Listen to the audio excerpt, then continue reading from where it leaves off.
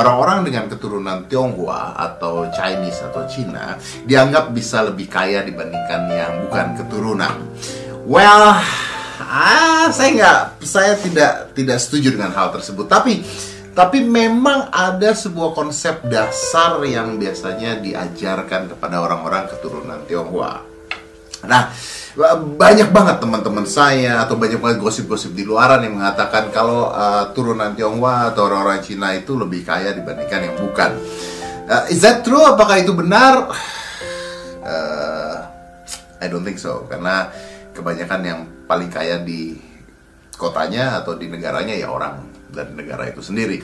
Tapi kalau kita mengukur secara sedikit, kenapa lebih banyak yang kaya orang-orang Tionghoa? Mungkin karena jumlahnya lebih dikit, dan mungkin karena mereka basicnya adalah pendatang, jadi mereka harus kerja keras.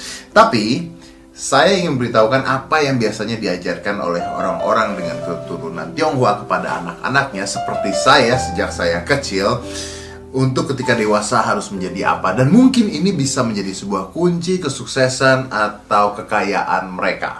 Oke? Yang pertama, kita dibiasakan untuk menabung. Dan tebak kira-kira berapa banyak tabungan yang harus kita buat atau yang harus kita berikan. Kalau seandainya orang lain itu menabung, anggap saja 20% dari penghasilannya.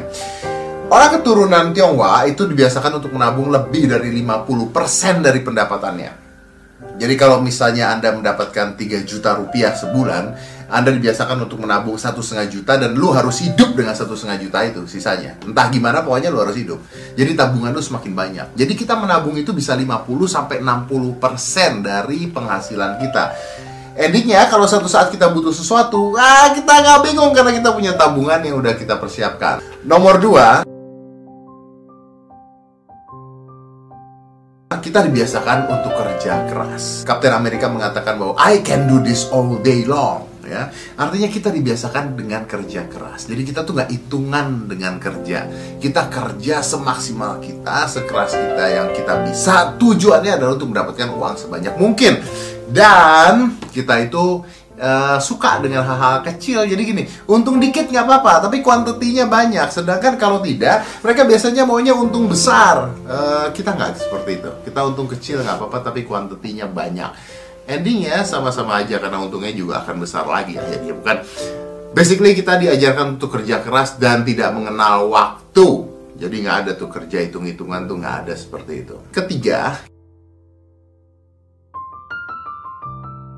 kita tidak dibiasakan membeli barang yang kita nggak mampu.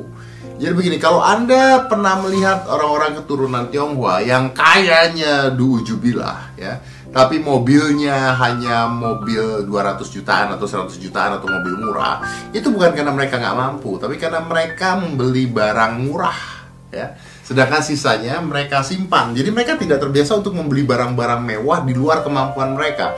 Mereka malah simpan itu untuk masa depannya, karena mereka tahu bahwa mereka memikirkan masa depan. Mereka nggak mau susah di masa depan mereka. So they keep the money. Mereka tidak terbiasa untuk beli barang mewah kalau mereka belum benar-benar mampu. Atau barang mewah itu dibeli kalau 20% atau 30% dari keuangan yang mereka punya. Jadi they don't spend money with what they don't need it. Kecuali mereka butuh, ya. Kecuali mereka benar-benar butuh gitu. Karena kebanyakan kan orang pengen barang mewah yang nggak ada gunanya sebenarnya. Kecuali kalau mereka butuh. Oke, saya nggak bicara kalau mereka butuh. Kalau mereka mau beli laptop karena mereka butuh, dan they gonna buy it.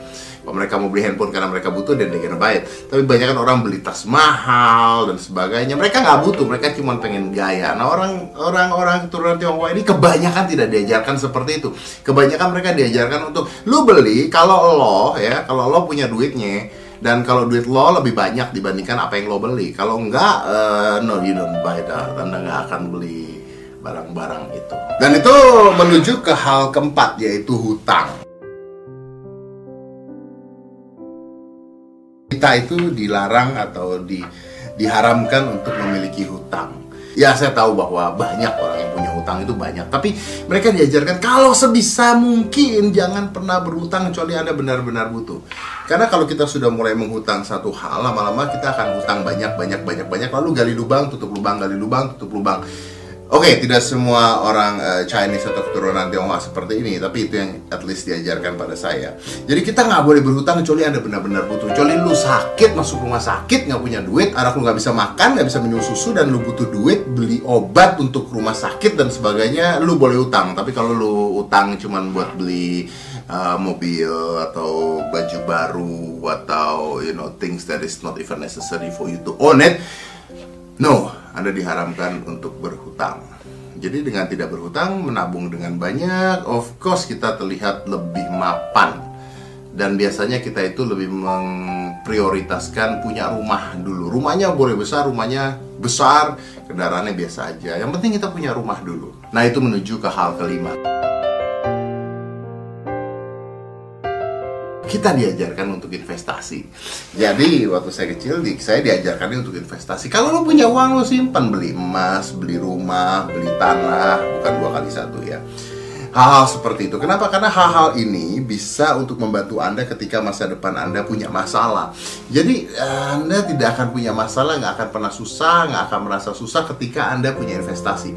Sedangkan kalau kita tidak seperti itu, yang biasa kita lakukan adalah kita dapat gaji 5 juta, kita spendnya 8 juta. Kita punya gaji 3 juta, kita spendnya 2,5 juta. Kita nggak diajarin seperti itu. Kita diajarin kalau kita punya duit 30 juta, maka kita harus nabung dulu minimal 15 juta, baru lu hidup deh pakai sisanya. Nggak mau tahu gimana caranya, pokoknya lu hidup dengan sisanya. Kita diajarkan seperti itu, dan kita diajarkan dagang itu harus pintar, dagang itu untung kecil nggak apa-apa, yang penting banyak. Kita diajarkan untuk menabung. Hal-hal seperti itu membuat kemungkinan banyak, because I don't really agree with that, kemungkinan banyak orang-orang dengan keturunan Tionghoa lebih terlihat memiliki uang dan tidak pernah merasa susah because they have a lot of save. Now, benarkah itu atau tidak? Apakah semua orang seperti itu? I don't know. Tapi karena banyak orang bertanya pada saya, atau banyak hal-hal yang saya dengar seperti itu, saya mengambil kesimpulan bahwa ini ada hal-hal yang diajarkan pada saya pada saat saya waktu itu kecil. Dan kebetulan saya keturunan Tionghoa. Jadi saya keturunan 2, karena ibu saya, ayah dari ibu saya itu benar-benar Tionghoa, sedangkan ibu dari ayah saya itu benar-benar orang Indonesia. So I am mix. Gue kelihatan Indo nggak sih? No? Well, okay, I don't care. Really, gue nggak kelihatan Indo.